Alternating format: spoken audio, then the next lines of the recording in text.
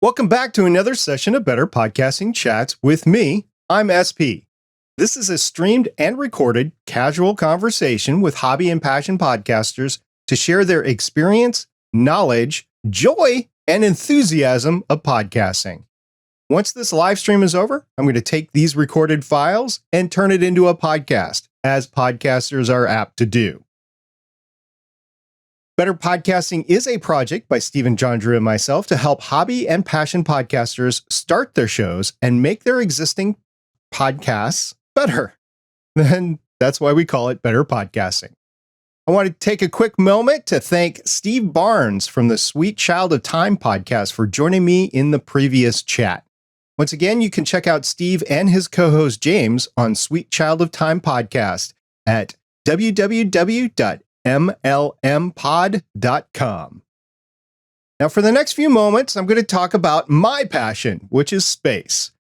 Yesterday, as I record this on Monday, December 5th, I'm going to record this on Tuesday, December 6th, but yesterday on Monday, December 5th, the Artemis 1 Orion capsule made its burn to return to Earth for a splashdown on December 11th.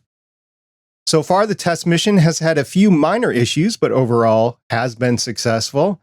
And as a little note, the cabin is not comprised of oxygen. Oh no, they're testing the systems out with pure nitrogen, so nobody could have survived the trip anyway.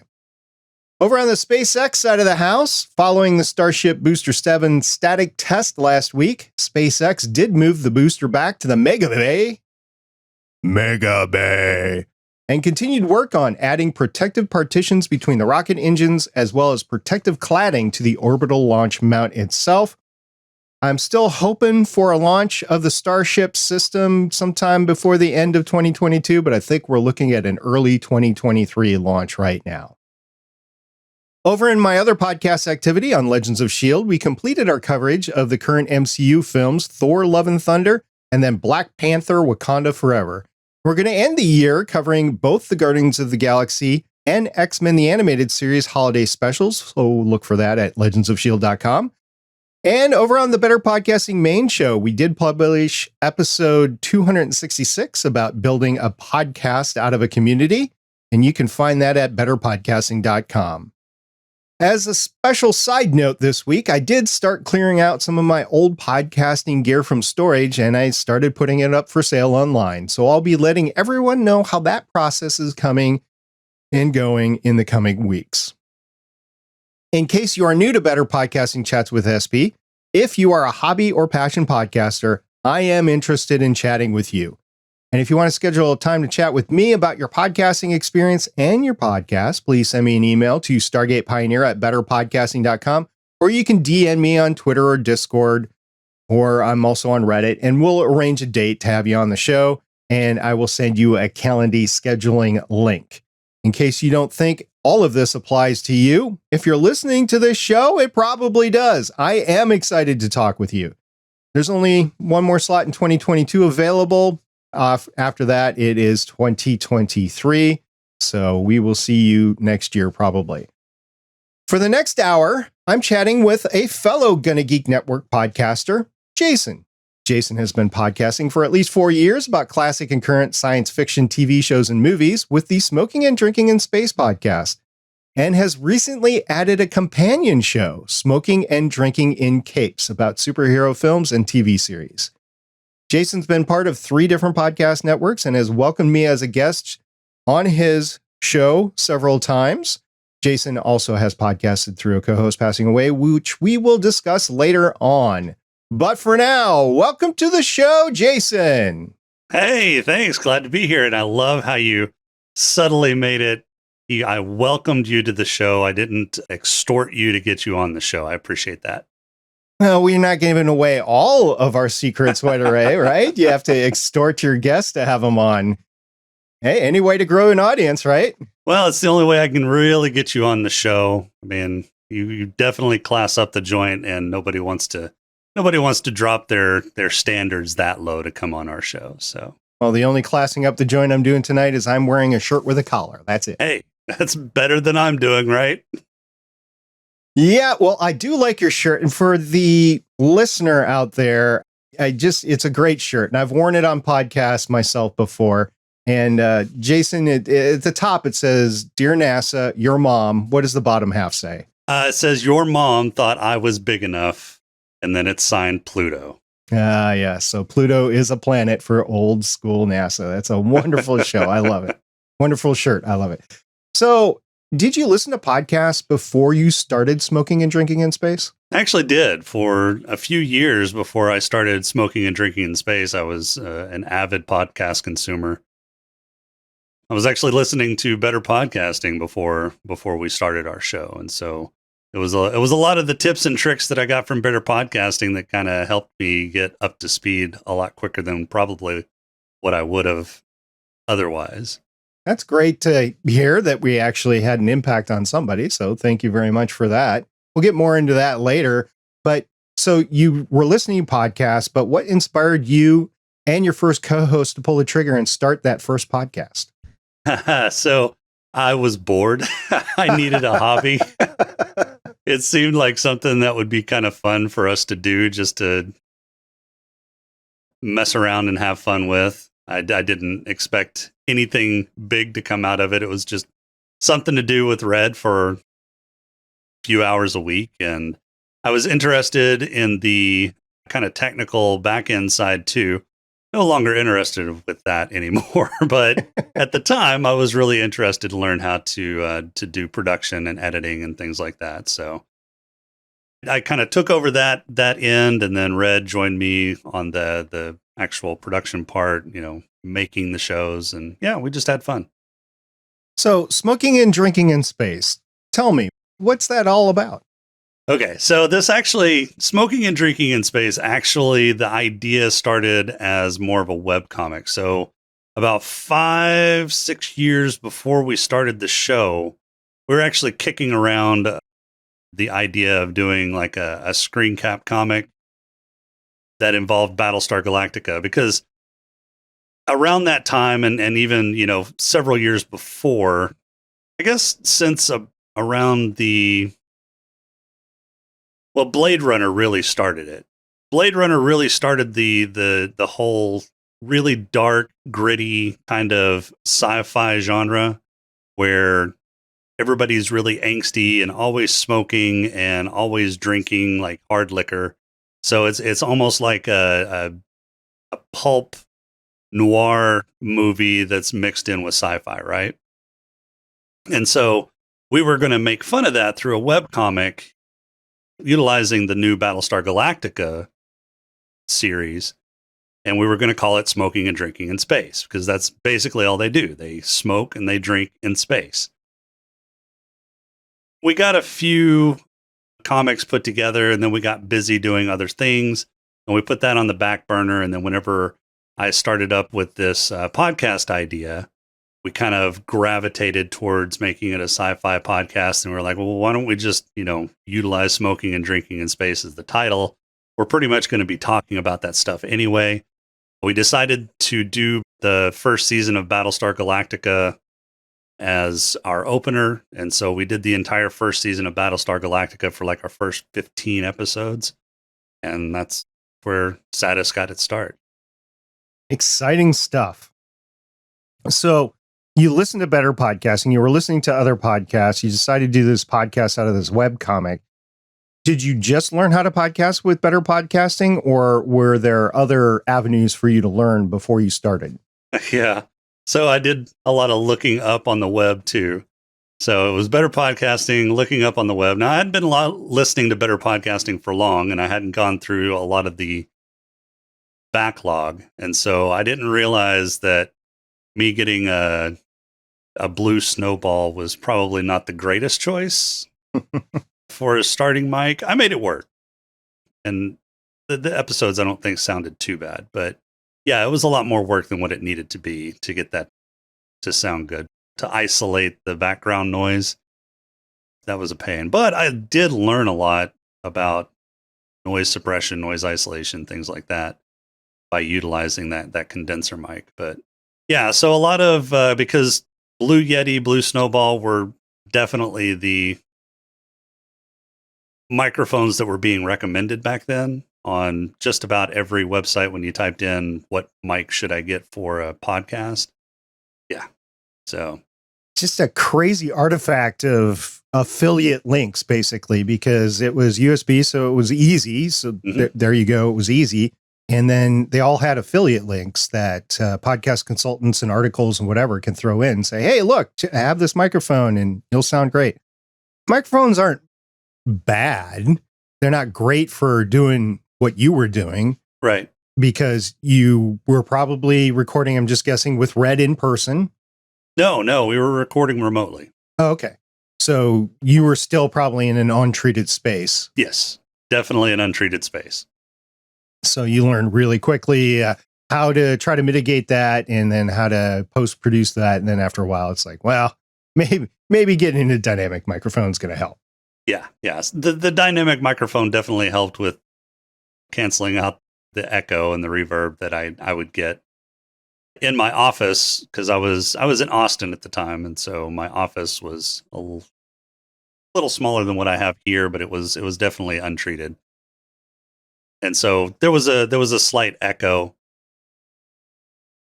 Figuring out how to get rid of that, and figuring out how to get rid of all the other background noise. So my computer wasn't right next to my microphone, but it was close enough that I could hear the fan noise from the computer. And that's even with the gain really low on that microphone. It just picked up everything, which is what you would expect from a condenser mic, right? Even a dynamic microphone is going to pick up fan noise. Like I've got a co-host right now on Legends of S.H.I.E.L.D. who has his gaming PC right next to his microphone up on the desk. And with all those fans running, it just sounds like a wind tunnel. So he uses the Nvidia Broadcaster software to try to make it sound better and get all that out, which is feasible. He's doing it, but it would probably sound better if he had the computer on the floor. And I asked him, well, why don't you just put the computer on the floor? He said, well, I have cats. Oh, yeah, that'll do it.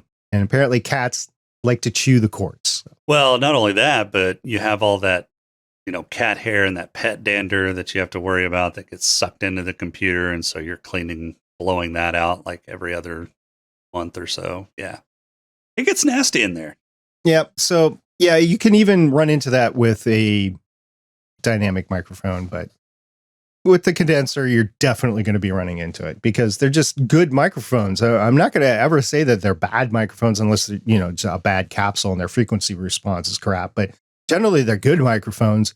They're good to the point where they're just going to pick up everything. Yep. And for a podcaster, you don't want that. You just want the voice. Yeah. Generally. Sometimes you want ambience, but I don't. So you started what, 2018? 2018, yeah. 2018.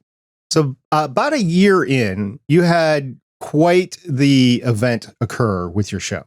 Yeah. So it was right around episode 50. So we were about to celebrate our first year of doing the show. And it was, so the last episode that we were able to do together, Red and I, was the Buckaroo Banzai episode.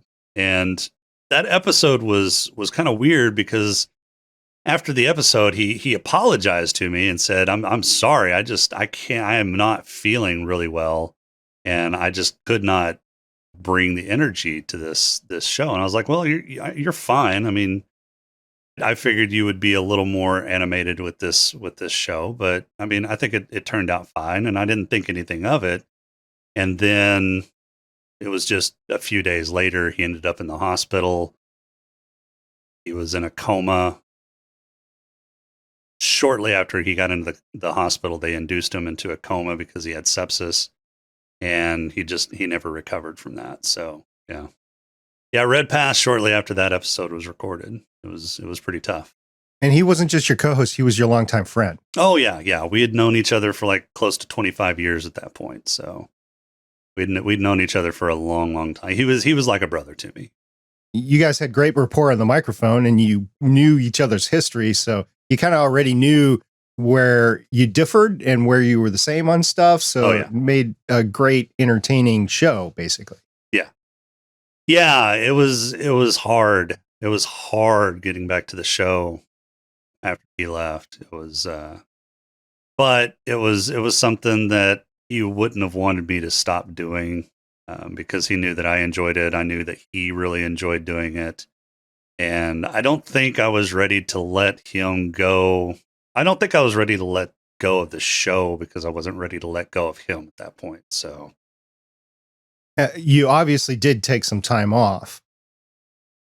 I didn't take long. I think I took maybe a week off. Okay. And then you came back and you invited other guest hosts on the show from the network that you were on. Yeah. In fact, no, I didn't take any time off because, well, I took a week off, but that was because of a technical issue. So I went up to see Red whenever he went into the hospital. But I brought my podcasting gear with me, and I was going to Rob, which is the current guest or the current co-host that I have right now. He was going to fill in, and we were doing Demolition Man. So I bring my laptop, I bring a headset. It's just a quick and easy kind of podcast setup that I had set up. I was just going to use Audacity to record. We still were using TeamSpeak at that time to communicate with each other. And what happened was somehow the microphone on my headset got turned to 8 kilohertz. Ooh. So when I recorded, it recorded at a really low bandwidth or really low bit rate. Band rate. And so then whenever I put it in to do my editing and it went back to the 48K, it sounded like a chipmunk. I was really, really high and talking. It sounded awful. And so I figured out what happened. I tried to do the conversion, but the conversion made it sound like, trash because it just wasn't recording enough data to be able to convert it to that high. And so we ended up having to re-record Demolition Man like the next week. And so there was a week delay. But other than that, I didn't really take much time off. I was with Earglue Media at the time. So we had just joined Earglue Media when Red passed. In fact, I don't think we had recorded an official episode with Earglue Media yet before he had passed. We had just started, and our start date was actually after he had gotten into the hospital. So, but a lot of the co-hosts, or a lot of the other podcast hosts on Earglue Media, you and several others kind of filled in the gap while Red was in the hospital. We were hoping that he was going to recover. It didn't end up happening. And so I had several guest hosts, or I want to say around 4, maybe 5 episodes after he went into the hospital. And then after he passed away, you actually honored Red with a special episode. I did. So that was that episode 52? No, episode 52, I think, was Space Camp. Wow, you remember that. I think it was episode 53, by the way, that you're looking for. Yeah, it may have been episode 53. It was right around there. It was right around that 1 year mark. But yeah, so I got a bunch of, or I did a few interviews with some people who had actually interacted with Red and talked with Red, and a couple of interviews with people who had just heard Red and listened to the show, and put those together as kind of a memorial or a tribute. And I was trying to kind of use that as a closure to kind of help me get over what am I going to do with the show now that Red's gone, and am I going to continue the show? It was, I guess, part of the healing process for me, saying goodbye to something that we had been doing for almost a year at that point, and had really been enjoying it. It was really hard. So yeah, I think I used that as kind of a little bit of the healing process to let go. I mean, it was still it was still a long time after that before I really, really got over it. But I think that did help me figure out if I wanted to continue the show or not. Was there anything else that helped you along the way, or was it simply the process of doing the podcast, which you guys used to do in that special episode? I think really that special episode, because I dug through a lot of our previous episodes to pull up tidbits that people had mentioned. And so I really ended up listening to not only the finished shows, but a lot of the raw, some of the outtakes and stuff, a lot of the raw footage that got cut out to grab things that people were talking about. And I mean, it took me over the course of 4 or 5 days. It probably took me 20 hours or more to actually edit that show, because I would get to a point where I just had to stop, just couldn't do it anymore. It was so emotionally draining, and I was grieving so hard that, I mean, at certain points I would be editing and I would just break down, and I would have to stop for a day or so before I could take it up again. So it took a while. So yeah, I think editing that show helped me quite a bit in coming to terms with the fact that I would never see Red again.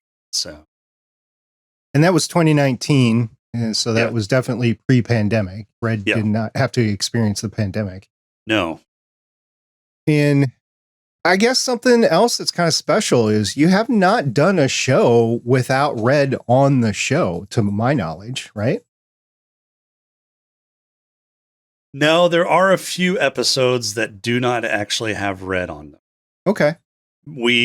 So I know what you're talking about. So when we started the pod crawl, I think it was around episode 7, and then I spliced I put together the pod crawl intro shortly after that. And so for every pod crawl that we've done the Reds pod crawl intro. There was probably 3 or 4 episodes worth that I dropped the pod crawl. I was just sick of doing it, sick of writing that up every week and getting it, either reading it or getting it digitized. I can't even remember if I was digitizing at that point. I was just sick of doing it. I was sick of writing the pod crawl, and so I dumped it. And then I started getting a lot of feedback. Where's the pod crawl? What'd you do at the pod crawl? Why is the pod crawl gone? So I was like, crap. I guess I have to pull the pod crawl back. So there are a few episodes that Red's pod crawl intro isn't on, but yeah. But for the vast majority of the episodes, yeah, Red's in every one. So the pod crawl is basically your synopsis of whatever you're watching. You go ahead and you write it, and then you have a digital voice read it, narrate it, and then you put some jazzy music behind it. So it's driving it all the way through. And at the very beginning, you have Red announcing it's time for the pod crawl. So it's the whole segment that you do in a lot of the shows. Would that be an accurate assessment, an accurate statement of what it is? Yeah. So the pod crawl actually, it started out as a challenge from Red. So I would take in the early days when I was when we were doing Battlestar Galactica, I would take these short notes just to spark my memory of what I wanted to discuss during the show. And we were discussing the notes one day, and I was reading them to him, and he was like, I bet you can't read through all your notes in under 60 seconds. I was like, challenge accepted. So we did it on the show. And I would end up tripping over my own tongue trying to speak too fast because I don't speak really quickly.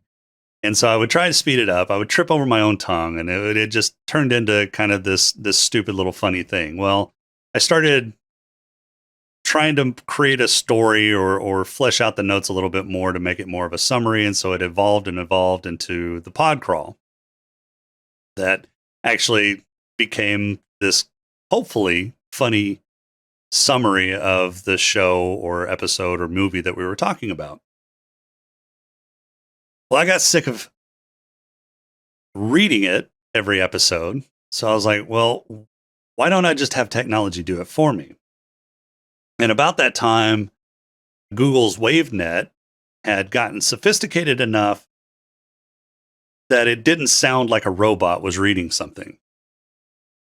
Now, Google's WaveNet did not have a forward-facing user interface beyond just their tech demo that was on their website. So I had to build this HTML front end to patch into the API on the back end to utilize WaveNet. But I got it built. I digitized the voices. It worked out for a while. And then they did something that irked me. They made some changes to their API and it broke my interface, or something happened. They made a change to WaveNet and I got frustrated. And so then I moved over to Microsoft's Azure speech engine and it sounded so much better. And they had a better interface than what I had built. And it was so much more configurable. They had so many more voices. And so I've been using Azure for close to the last 2 years at least. Tell me you're a tech guy without telling me you're a tech guy. Yeah. There was that segment that kept on going. Did you change any of your other format after you lost Red? Yeah. So shortly after I lost Red,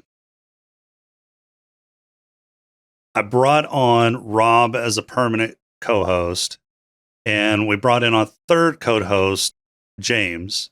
And so it was a trio.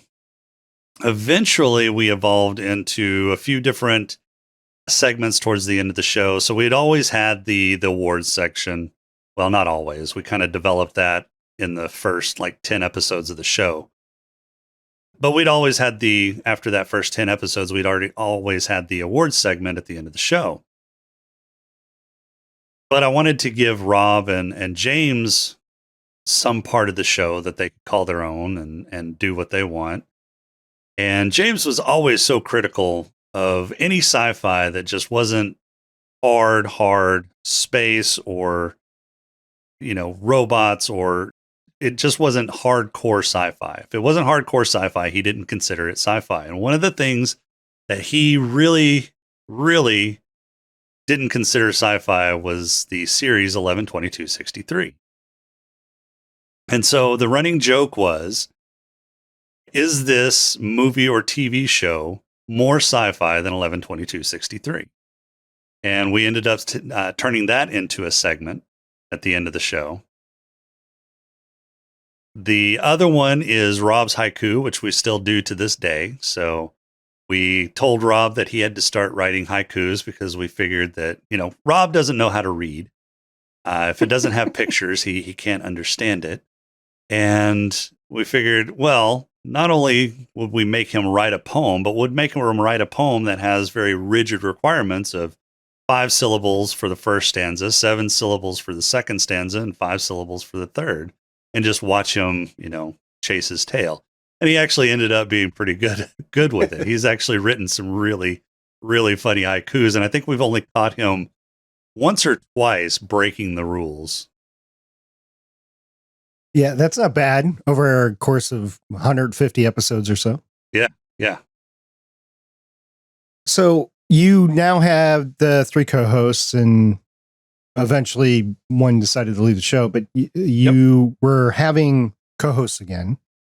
How did you record the show? I think it's the same today as it was back then. It's similar. So the technology has definitely changed. Back in the day, so Red, Rob, and I have been playing games on the weekends for a long, long time. Close to 20 years at this point, Rob and I and Red. So we used to utilize TeamSpeak for our voice chat. And so when Red and I started doing the podcast, we naturally started utilizing TeamSpeak. Well, TeamSpeak doesn't have a recording function. So, and we weren't into this enough to understand what a double header recording was. So we didn't do like local recordings in the beginning. So I had to go through and search for a solution that would somehow record his voice on a different track than my voice, because I didn't want to try and edit a single feed, a single track with both voices. I wanted the multi-line, the multi-track feed. So I ended up with Voicemeeter Banana, and that worked out okay, but it liked to crash a lot. So Yes, it did. I don't know if it's the buffer that fills up and causes a crash, or if it's got some sort of memory leak, or had a memory leak back then, but it would work great. And then Red would start sounding like a robot, and I would be like, oh darn, here we go. And then it would crash. We utilized that for a while. Then we learned the magic of a double ender. So then we started having everybody record their own tracks, and we did that for a while, and we still do that to this day. And I utilize everybody's recorded tracks, but I would also record as a backup a single track with everybody's voices on it. And I've had to use that a couple times, and that's a huge pain, but it's saved me a few times. Fun fact, I actually had to do that last episode. Yeah. Where my Rodecaster Pro 2, I didn't know how much space was left on the SD card. It said 8 hours. So we start recording. I made it an hour and a half in to my recording, which included the pre-show. So it was about, I don't know, an hour or so into the recording, because we went about an hour, 20 minutes. And then it stopped recording. Oh. And so I had to depend on the single track that was recorded online for the remaining 16 minutes or so. So it does happen. I deal with it, and no, it's not as good, but you deal with it. Any audio is good audio when you have Right. no audio. Right. Yeah. Yeah. Fortunately, I haven't had to deal with it that often. Most of the time, everything comes out okay. And today I have the OG Rodecaster Pro. And so I typically use that as my backup now, where it will record mine on a separate track and then everything coming in on another track. So I only have to deal with 2 or however many voices are on the other end, plus mine's on a separate track. Yeah, I will add in, I can do an additional soundboard. So like with your pod crawl, I could load that up to one of the sound pads on the Rodecaster Pro 2. I have my iPad mini with the Backpack Studio app on it, so I could use that as well. And I believe, I could do the Bluetooth connection to my iPad and get that as well. So I have 3 different ways that I could use a sound pad. Unfortunately, with the Rodecaster Pro 2, it doesn't matter how many tracks you record, it records all of them. There's no way that I know of to turn anything off, which I get why it's kind of dummy proof that way. Like if you forget to record a track, at least it's recording all the tracks, but it just fills up the memory cards pretty fast. So that's one issue I have with it. But other than that, I enjoy it quite a bit. It replaced all my other gear, and I've been happily using it for a couple of months. I will take the hit, because it was me trying to figure out how much time that I had left on the card. I will take the hit of the 8 hours really being an hour and a half. Right. But I think that must be due to like the format that I choose to record in, which is, the good wave format, lossless format, but I don't know, something like that. So you connect now over Discord. You don't use TeamSpeak anymore. Yeah. We've been connecting over Discord for the last few years now. There was a time where we were using a Discord bot called Craig to kind of use as a backup recording, and that recorded everybody's tracks on a separate track. The sound quality wasn't the greatest, but it was fine for what it was and good enough for a backup. So And so just for the record, because, Better Podcasting fans, want to know, what are you using audio wise to record your podcast? What's your microphone? You're going through the Rodecaster Pro, but what else are you using? Oh yeah. So I'm using an RE320. That's the microphone that I've been using for the last few years now. Before that, I was using a really, really cheap microphone that I got 3 of for like $40. The Behringer XM 1800S, probably. I don't even think it was that Okay. that good. I think it was the XS13 something or other. Yeah. Hmm. So it wasn't a USB mic. It was still a XLR mic, but yeah, it was super cheap. I mean, it worked. It was my first foray into the dynamic mics, and I didn't want to spend a ton of money. And I got 3 of them for $40. So I figured, what the heck? And then I splurged and got the 320. So yeah, it's just the 320 into the Rode. I used to use a Behringer interface, but I went ahead and got the Rode year and a half ago, somewhere around there. You have a pretty common complaint with the Rodecaster Pro OG is if you wanted to use a DAW to record multi-track, you would have to go through some drivers, and the drivers that are available for the Rodecaster Pro OG are not good. No, they're not. So yeah, you have to use ASIO drivers to split out that multi-track, and the Rode ASIO drivers, they turn my sound into crap.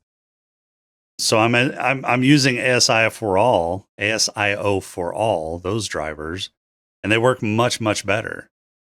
And I don't understand why Rode's native drivers are not working as good as the ASIO for all drivers. I don't know. And I have not tried it with the Rodecaster Pro 2. So that's something that I need to try at one point, is put up a DAW, record into it multi-track, and just try it out. I have not done that yet. I know a lot of people have. I don't record that way. So I need to stretch, become uncomfortable, and record that way so I can report back. But we'll see when that's going to be. So thinking back to 2018, young you, way before kids and marriage and, caught your college age, right? You were listening to Better Podcasting. You were listening to podcasts. You started your podcast. If you could go back, if you could, use one of Rob's time machines, because his co-host Rob likes time travel. So if you use one of the time machines, go back to 2018, what would you told yourself before you started your show? One thing that would have made everything easier. Oh man.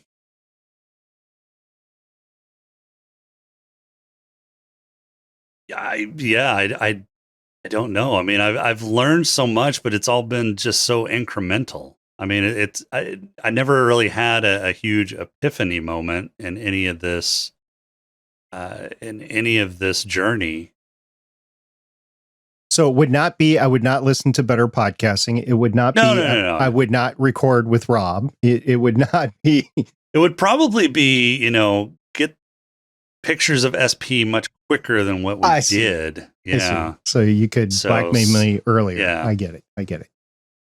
Okay. Well, I think that's an important point, that you learn incrementally as you podcast. That's something we talk about on Better Podcasting, and something that I have seen not only myself, but other podcasters, that as you go along, if you want to even minorly improve your podcast over time, like every 3 months or so, you're going to try something. Maybe it's going to work. Maybe it's not going to work. But over 4 years, let's say half of them work every 3 months. So that's 4 changes a year. So that's 8 total changes that you're going to make in those 4 years. That's going to change your podcast from the get-go.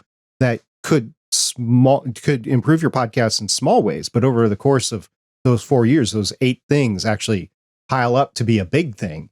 And you just can't point to one singular thing as you go along. I'd say the same thing. I mean, we've been doing gear episodes on Better Podcasting since we started in 2015. And it just shows how our podcast setups have changed since Stephen and I have started. And we both started with minimal gear, and we're at larger but sustainable hobbyist studios now. And we didn't get there overnight. Yeah. It took a long time to get where we're at today. So those incremental changes in both gear and your format and how you podcast, how you promote, who you podcast with, your experience on the microphone, everything like that, it just changes small steps over time. I think you would agree with that. Yeah, yeah. And there's still some aspects of this that I absolutely suck at. And yeah, I can hear Rob saying all of it at this point. And yeah. You guys have an interesting relationship. You're friends, it's collegial, but you dig at each other a little bit. A lot, yeah. Yeah. But yeah, so promotion and marketing of the show, I suck at that so much. I am just not a salesman, and I never have been. It's just something I don't do. I don't enjoy doing. So it's not something that I've really focused on or even tried to really understand and dig into and figure out. So that's one area that I just absolutely suck at. I've gotten okay on the editing side. I hate editing at this point. I just really absolutely hate editing, but I still do it. And yeah, I'm at the point where I'm almost ready to start experimenting with mics again to see if I can get like a different sound or a richer sound than what I have to. I have to do some equalization stuff to get a deep, rich sound out of this mic, and wondering if I could get it natively using another mic. So, well, the great thing is that just since you started podcasting, there has been a plethora of microphones that are really meant for streamers and podcasters that have come on the market that did not exist when I first started podcasting and did not exist when you first started podcasting. That's just a couple of years ago. Ethos has some microphones right there. It's been around, but the RE20 is a mainstay as well. There's just a ton. Like Samsung's got a couple of good new microphones. So yeah, a lot of new microphones, and I would like to start experimenting, but I decided to redo my entire podcast setup except for the microphone this year. So that was an interesting choice that I made. It's interesting that you brought up promotion, and I was going to ask you about that, but I decided not to because I kind of know that you don't promote, or you're not very much active on it. And that got me thinking, though, has your goals changed from when you started the podcast to doing your podcast today? Have the goals changed at all, or have they stayed the same? They've pretty much stayed the same. So like I said, Red and I just got into this as a lark. We didn't expect to become world famous or even, get more than a couple of hobos listening to the show at a single time. It was just something that we wanted to do just to see if we could do it. I wanted to kind of learn some of the technical ins and outs of it. I wanted something to do, as a distant hobby that we could do together with Red. It was just something fun that we wanted to do, and I think it's still something fun that I want to do, and I'm just doing it with Rob now. We did kind of try and take it a little more seriously, so we did start up a co-op thing for about a year and a half that we recently just spun down, but that was an interesting learning experience in and of itself. But yeah, as far as the show goes, it's just for kicks. Yeah, interesting that you brought that up. So you had the first network that you were in, your Glue Media network. Then you had the co-op, which loosely was a network, and now you're part of the Get a Geek network. Do you like being part of a group, part of a collective, a network? Yeah. I like the sense of community with people that are doing the same thing or similar things than you. So yeah, that's why we wanted to get back into a network once CBC wound down. But yeah, so yeah, I do enjoy being part of a community, and we'd been part of the Gonna Geek community as kind of fans before, and so it seemed like a good fit to try and join the network after ours spun down. Mm-hmm. Yeah, we're glad to have you as part of the network. I love having a sci-fi show, and I mentioned it at the top of the show. We haven't talked about it at all, but you do have what I called a companion show. You probably call it something different, and it's Smoking and Drinking and Capes, and it was simply made to expand the shows that you could cover, the topics that you could cover into the superhero realm or superpowered being realm versus the sci-fi realm, right? Yeah. So when we started Satis, Red and I decided, because superheroes is kind of a subgenre of sci-fi, it would qualify to be talked about on the show. But superhero movies had blown up or started blowing up around the time that we had started the show. And we didn't want to cover a bunch of superhero movies. So we excluded superhero movies from the great big list of sci-fi titles.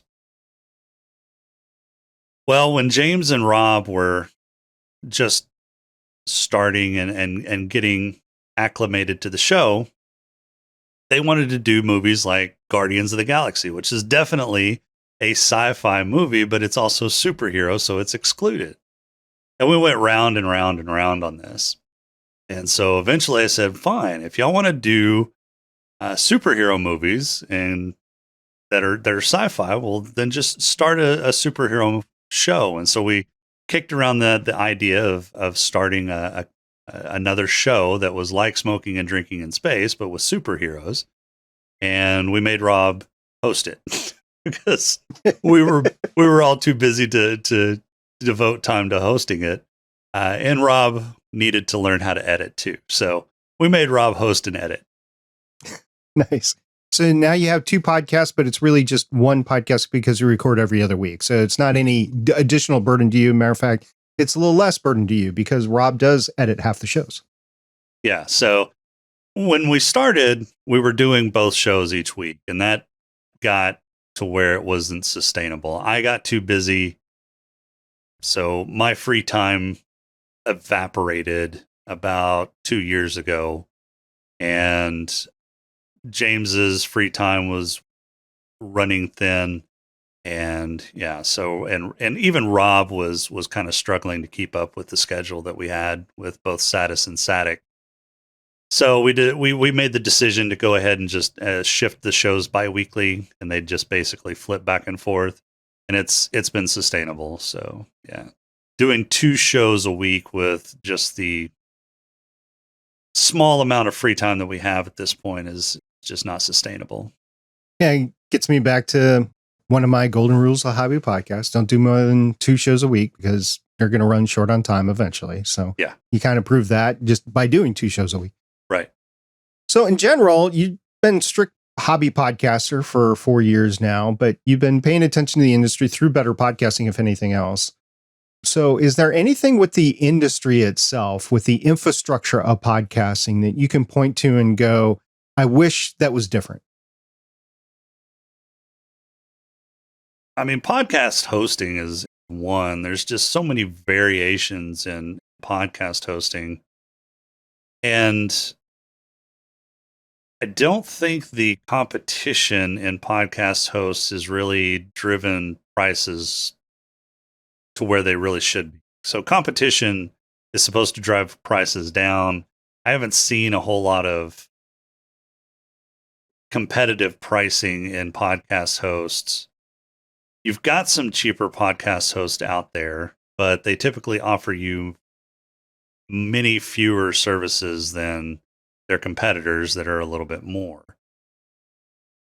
Or you've got podcast hosts out there that offer you fewer services for the same amount of money as hosts that offer you better services. So, and the whole reason I'm bringing this up is because I'm looking for alternative hosts so I can consolidate. But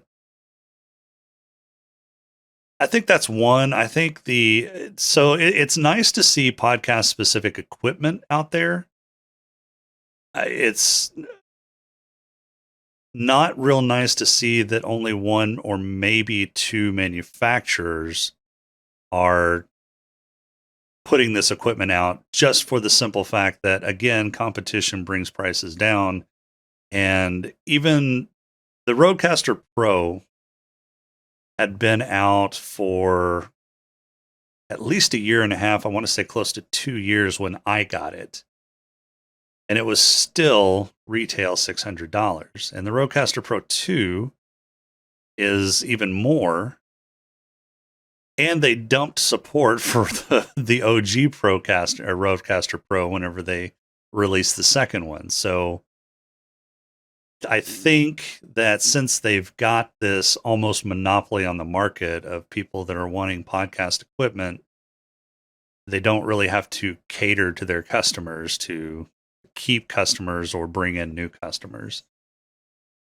That's the crux of the podcast hardware industry in a nutshell, is that you take a look at where all these companies originated from and servicing the music industry. So they've all got the background in the big mixers and the guitar amps and stuff like that.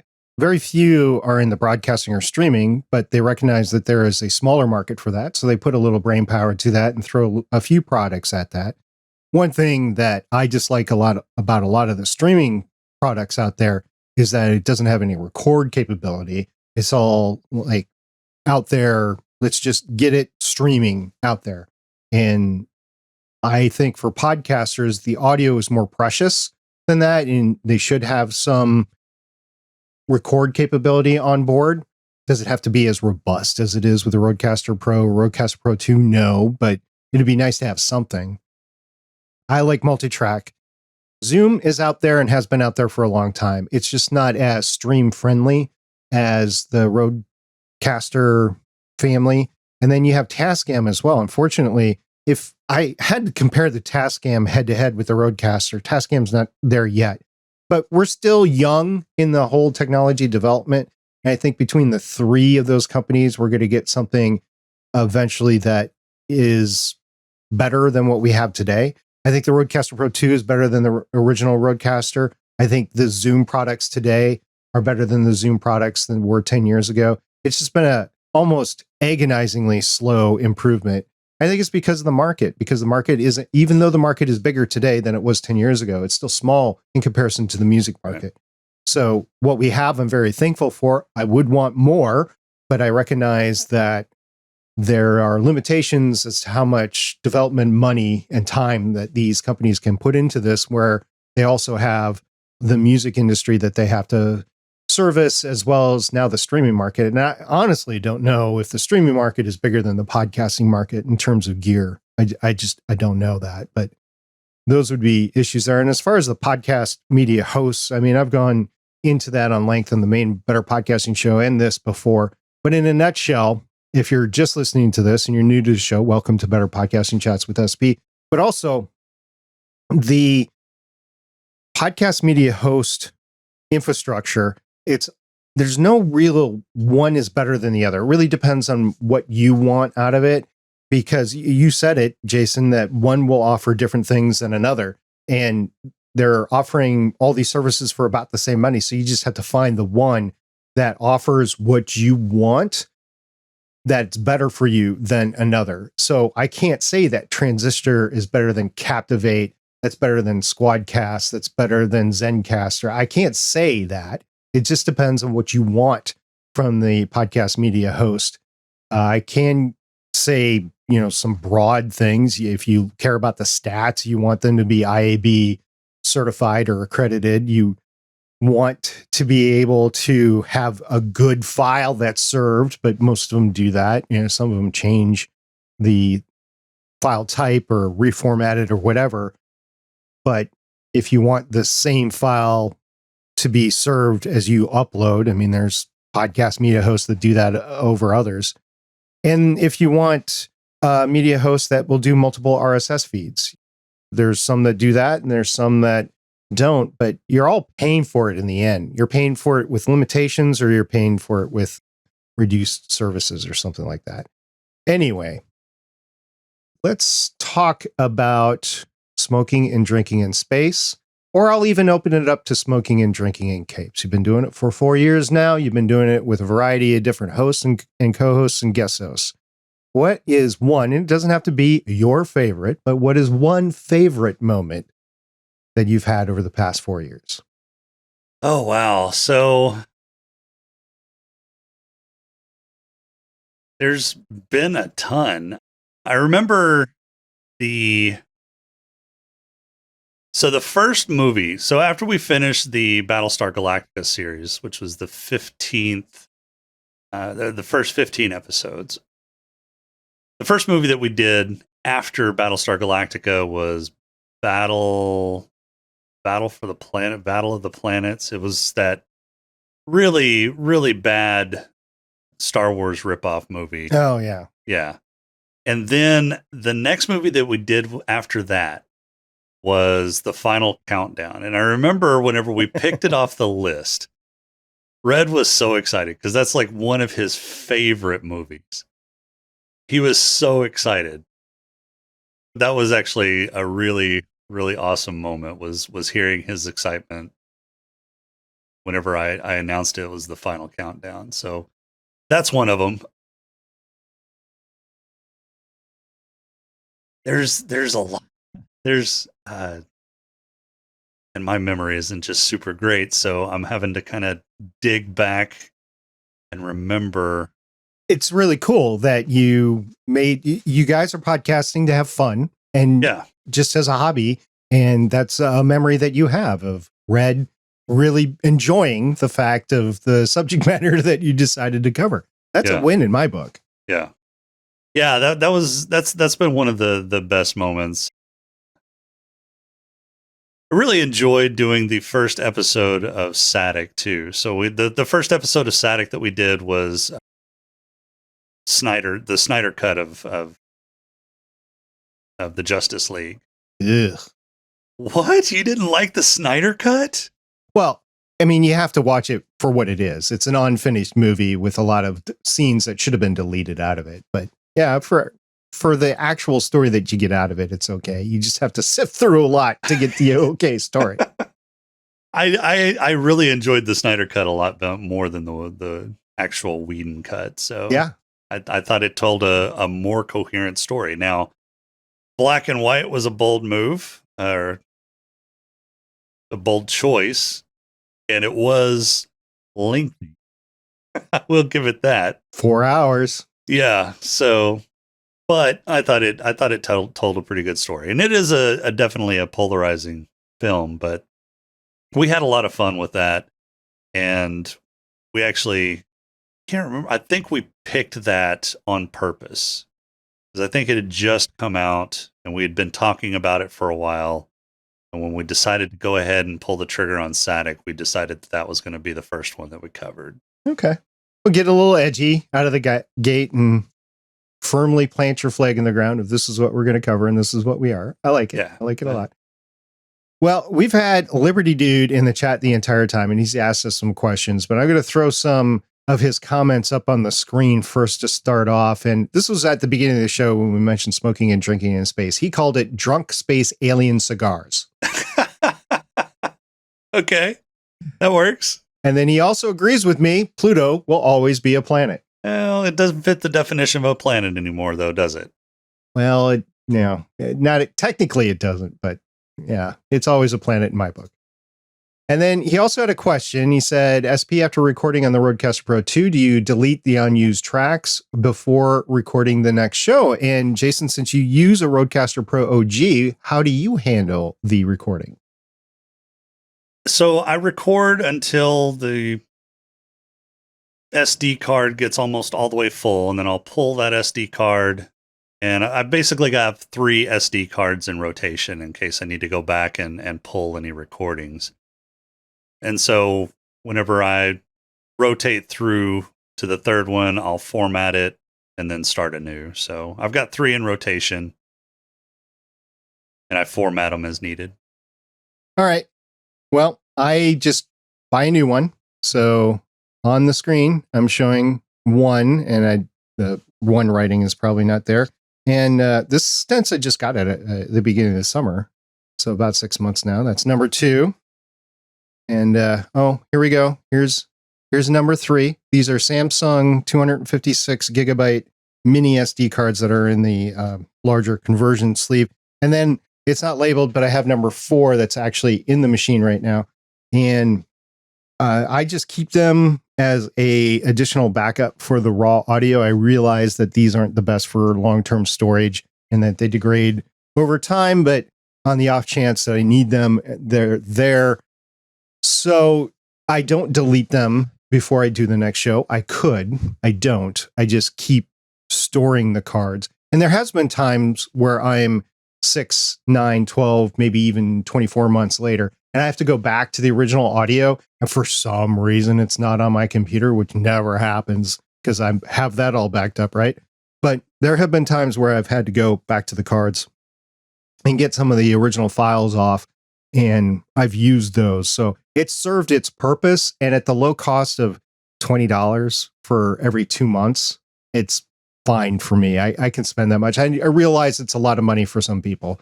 Spend $20 every 2 months just on SD cards, but that's what I do. And when it starts to get halfway through, because I can see the fill line on it, I'll just order another card from Amazon. And I realize that Amazon is not exactly the most reputable place to get SD cards, because I just learned there's a lot of fake SD cards being sold on Amazon, but I haven't had any of those. They've all been true. So I'll just have to reevaluate my source next time. But that was a good question, Liberty Dude. Also, he said, do either of you two have a preset EQ for your mic track, or do EQ your track each recording? So what do you do, Jason? So whenever I do my editing, my post-production, I have an EQ setting that I have an EQ setting for me. I have an EQ setting for Rob. And then I might tweak an EQ, a preset EQ for any guest host that I may have if I think it needs it. Yeah, same here. I will do an EQ on any guest that I think needs it. But for the large part, most of the EQs are okay right out of the gate. I mean, I guess I do some EQing with how the master compeller is set up on the Rodecaster Pro 2 already. So I just use that. But I do take out the low end. I use a high band filter to take out any low rumbling on the microphone, because I listen to this in my car. I listen to all podcasts in my car. And if I'm listening to I've got a really good sound system in my car, which in car terms means it's got a lot of bass. Mm. So if I'm listening to it in the car and I'm hearing all this bass and it's garbling up my voice or my co-host voice or guest host voice or something like that, I think it's a bad thing. So I do throw that high pass band filter on to reduce anything like under 150 hertz, basically, so that it won't be rumbling in cars with a lot of subwoofer in it predominantly, or heck, if it's attached to, if you're cleaning in the house or whatever, and it's attached to your home, using Bluetooth to go through your home entertainment system or something like that, it doesn't blow out the bass speakers as some like sporting events can do, because those announcers can get a lot of bassy when they're have all the crowd noise behind them and they're right up on that microphone, they're talking stuff like that. So yeah, I do that, but I don't do a lot of fine tuning with the EQ, Liberty Dude, because I just don't find that necessary for what I do. I don't know, Liberty Dude, if you have suggestions on what is missing or what I can gain, I would love to hear them. And also, Liberty Dude had one final question here. He said, as a hobby podcaster, how important do you find having a podcast hosting service stats must have okay versus okay but not required? So, Jason, from your perspective, since you're not entirely wanting, your goal of your show, I wouldn't say want, but your goal of your show is not to necessarily grow. What do you think of podcast stats? I would be into the okay, but I think some statistics are a must-have. So definitely general download statistics, but breaking it down by like country or state or time of day, things like that, I don't think those are required in my use case. Yeah, for me, just general downloads per day works. I have gone in and I aggregate after a few months, and I'll go in and I'll look, okay, it is where in the world am I being heard, basically? Is it growing anywhere in particular? And for that, it's kind of necessary to have IAB certified statistics, because then you know that they're the good stats. Some things can get in under the certification and under their waitlisting and stuff like that. But for the most part, you know that it's true. So if you're growing in a country like France or Venezuela or India or something like that, you'd want to know if it's like all of a sudden your number 2 market and you're like, gee, I didn't ever know that. Maybe I need to say hi to the guys out in India or something like that. So I think that's okay to have. I could do without it because I'm not monetizing my show. I don't need to grow it. I mean, I'd like for my shows to grow just because the reach, specifically with Better Podcasting, we're trying to help people. So the more people it can get out to, the better. The caveat is we're not looking to service all podcasters, although all podcasters can benefit from Better Podcasting. We're looking specifically at the niche of hobby podcasters, help them make their show better. So if I can get it to more of those people, that'd be great. But I don't think Better Stats necessarily is going to help that. So right. I'd be interested to hear from our listeners if they really think that having defined statistics are good for you. Now, I'm in a lot of podcasting communities, Jason, and in those communities, inevitably, there's a lot of business podcasters. And I just realized that there's a business podcasting portion of the industry. It's a large portion of the industry. And I realize that they are there. I realize that hobby podcasters are generally over here. The two mix and match. There can be a little bit of disagreement, a little bit of differencing of opinions, but for the most part, everybody can get along. But for the marketers, they really want to know the specifics. They want to know demographics. They want to know time of day. They want to know location. They want to know all this stuff. They want to know if one episode is outperforming the other in the first 6 hours. They want to know if they've been found anywhere and if they have if they have a spike of 100% of their listeners over the course of an episode. That would be huge for anybody, but they really want to dig into why is that? Were they in a newsletter? Were they highlighted in some award show? Were they best of? Like there's a lot of best ofs going on right now in like Pocket Casts and Apple Podcasts and Spotify right now over the year in terms of were the best podcasts on their platform. Okay, that's cool to get on one of those lists. It's never been a goal of mine. It'd be cool. I have never been looking for a podcast award. It would be cool to win one, but I'm never like looking for it. And maybe that's the point, that you have to be looking for one in order to win. Yeah. I don't know. Anyway, stats for me is not a huge issue. Yes, I paid attention. When I first podcasted, I did what every new podcaster does. Every hour you log in, you're like, oh, another person listened. Yep. Oh, my mom must have told somebody, something like that. But now it's like I upload my show once a week. And when I'm in there anyway, I'll take a look at the stats. I'll take a look at the trends just for the course of 5 or 10 minutes. And then I'll move on because it's not really going to affect what I do throughout the week. Yeah. So like every other week, whenever I post the episode to go out to the masses or to the 2 people that listen, I go and look at the stats. Apparently, in the last month or so, couple months, we've been trending in Saudi Arabia. Oh, nice. I don't know why. It's not like our show really caters to a Saudi Arabian audience. I'm not sure. You could have been highlighted in a Saudi Arabia publication. It could be a bunch of military people over there, and they're like, one person shares the podcast and military unit. I can see, maybe. Yeah, I could see that. I mean, there is a reduced American presence in the Middle East, but there's still a presence, and there's still a presence from other countries. So yeah. Oh. So maybe, but that was just really odd to me to see that all of a sudden pop up in my stats and looking at that, going, why? Right. So I'll just end with this question for you, Jason. Do you have any future plans for your show? Are you just going to keep things going as normal? I'll keep it going for now. We don't really have any changes coming up or any new plans for any shows or any new shows or anything like that. So yeah. Okay. You're not planning on doing something bad to Rob? Oh, I'm always planning to do something bad to Rob. I'm glad we have that recorded now. Rob, I'm looking out for you, man. Just joking. All right. Well, thank you very much for spending the last hour or so with me. I know we delved into some serious topics, so thank you very much for being open with us. Hey, no, thanks for having me. All right. And if anybody wants to check out this wonderful podcast called Smoking and Drinking in Space or its companion, Smoking and Drinking in Capes, where can they go?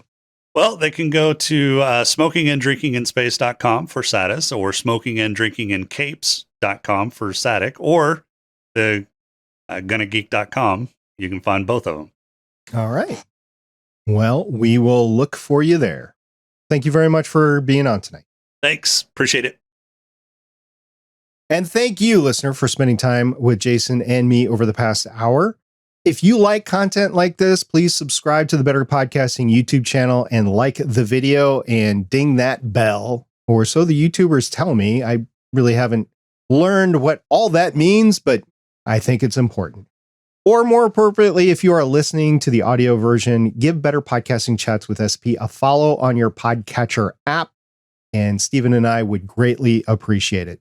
Now, tomorrow night, Stephen and I normally record a show on Wednesday nights, but he is still recovering with his voice. So we will be off for a week with the Better Podcasting main show. That's an announcement I'm making right now. We will return the following week with 2 shows, hopefully, if both of our voices will allow it. And one of those will be our annual gear episode. So looking forward to that. Now, for this show, Better Podcasting Chats with SP, next week, I will be reconnecting with Smoke to Smoke podcast Miss Cadabra as she returns to discuss a few topics we left on the table when she came on the podcast last time, and to give you an update on her SEO journey, because as we podcasted last time, she learned what SEO is. I gave her some pointers, showed her some places, and she implemented some of that. We're looking forward to hearing what improvements that she's made since the last time. In the meantime, please join the podcasting conversation on our Discord server, which you can find at betterpodcasting.com/Discord. And both Stephen and I will be there every day, and Jason is there every other day as time allows. We'll see you all next time.